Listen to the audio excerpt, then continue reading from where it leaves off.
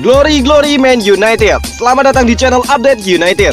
Kami akan memberikan informasi terupdate dari Manchester United khusus untuk Anda para pecinta Manchester United. Tapi sebelum itu jangan lupa klik like, subscribe dan juga share informasi ini kepada semua fans Manchester United di seluruh dunia. Dan berkumpullah di sini dan mari kita nikmati Glory Man United.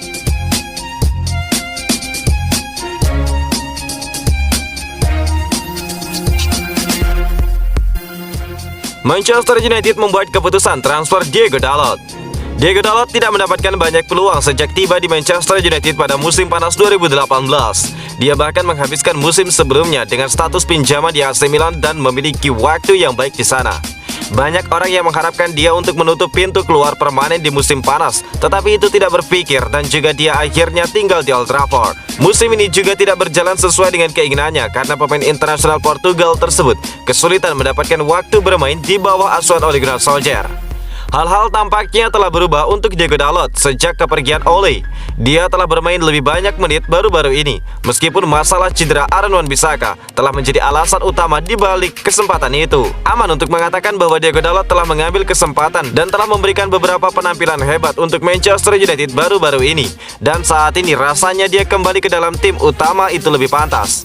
Ada banyak rumor yang mengaitkan dirinya dengan kepergian dari Manchester United dalam beberapa bulan terakhir, terutama dengan AS Roma asuhan Jose Mourinho. Tetapi seperti yang ditweet oleh Fabrizio Romano, klub lebih senang dengan penampilannya dan dia sekarang menjadi pemain kunci untuk Ralf Rangnick. Wan-Bissaka telah menjadi bek kanan pilihan pertama untuk Manchester United sejak bergabung dengan klub pada musim panas 2019. Tetapi saat ini sepertinya dia memiliki persaingan yang ketat untuk mendapatkan tempatnya di starting 11. Di sisi lain, Diego Dalot terkesan dengan penampilannya baru-baru ini dan harus diakui bahwa dia terlihat lebih cocok dengan gaya sepak bola Rangnick. Dengan demikian akan menarik untuk melihat siapa bek kanan reguler Manchester United yang akan bergerak maju di bawah asuhan Ralf Rangnick.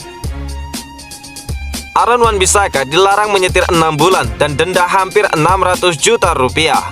Aaron Wan-Bissaka dihukum larangan mengemudi selama 6 bulan. Bek Manchester United itu juga kena denda hampir 600 juta rupiah.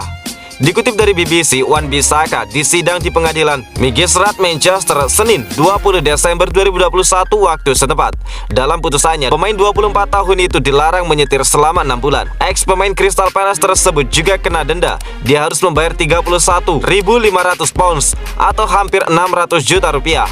Wan-Bissaka diputus bersalah karena beberapa pelanggaran, di antaranya mengabaikan panggilan sidang dan mengemudi saat statusnya ditilang. Awalnya Wan-Bissaka sempat ditilang pada April 2020 karena mengemudi jalanan.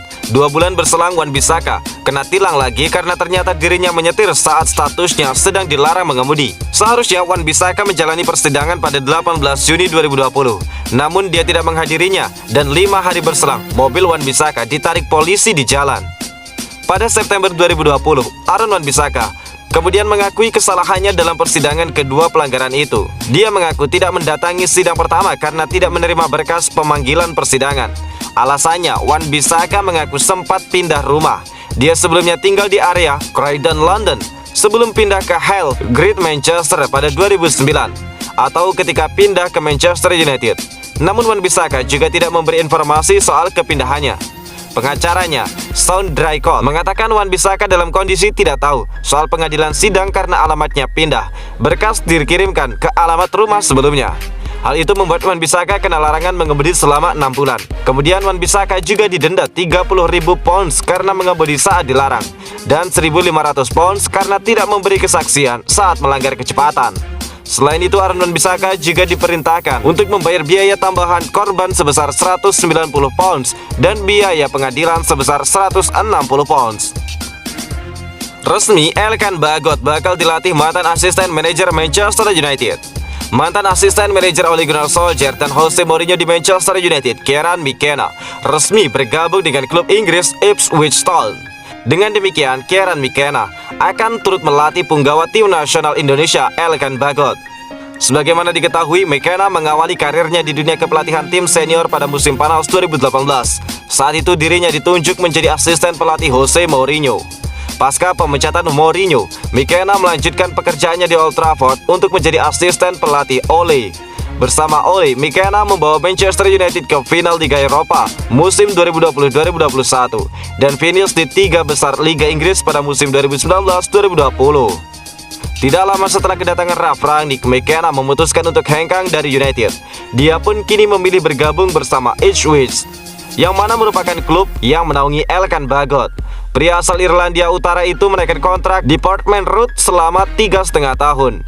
McKenna pun mengaku bahwa meninggalkan Manchester United bukanlah perkara mudah.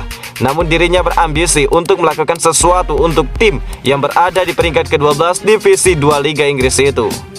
Pengalaman McKenna di Manchester United diharapkan bisa membawa karir dan level permainan Elkan Bagot lebih tinggi. Mengingat pria berusia 35 tahun itu pernah membuat penyerang muda Manchester United Mason Greenwood menjadi pemain yang diperhitungkan di Inggris.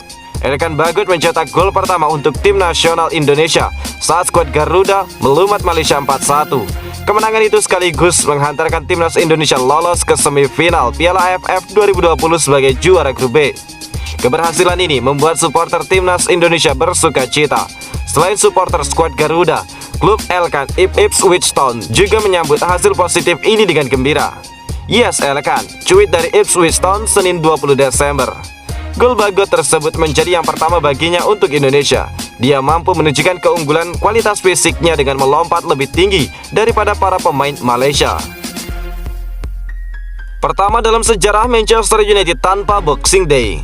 Tim pemenang gelar terbanyak Liga Inggris Manchester United dipastikan tidak akan bermain pada Boxing Day untuk pertama kalinya sejak 2009.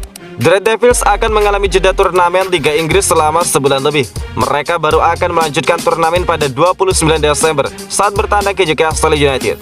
Ini akan menjadi pertama kalinya dalam 11 tahun Manchester United tidak akan menjalani turnamen di Boxing Day, yang biasanya menjadi puncak pesta sepak bola Inggris. Kembali pada tahun 2009 silam, Manchester United mengalahkan Hull City 3-1 pada 27 Desember. Striker Wayne Rooney dan juga Dimitar Berbatov menjadi pahlawan kemenangan, plus gol bunuh diri dari Michael Dawson. Sebelum itu, Manchester United juga pernah tidak bermain di Boxing Day adalah pada tahun 1995. Laga ini berlangsung sehari kemudian, 27 Desember, yang ironisnya juga melawan Newcastle.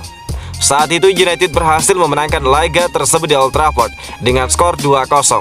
Andrew Cole mencetak di menit ke-5 dan Roy Keane menggandakannya pada menit ke-53. Nah, Manchester United akan bertemu Newcastle lagi untuk keempat kalinya di Boxing Day sejak 2012. Ketika itu United memetik kemenangan dramatis 4-3 atas Newcastle. Boxing Day terakhir yang dijalani United dengan lawan yang sama, Newcastle United, terjadi di tahun 2019. Saat itu United mengalahkan The Magpies dengan skor 4-1 di kandang. Di musim ini Manchester United juga mengalahkan Newcastle dengan skor identik pada September lalu. Pada laga ini, Cristiano Ronaldo menandai debut keduanya untuk klub dengan mencetak 2 gol.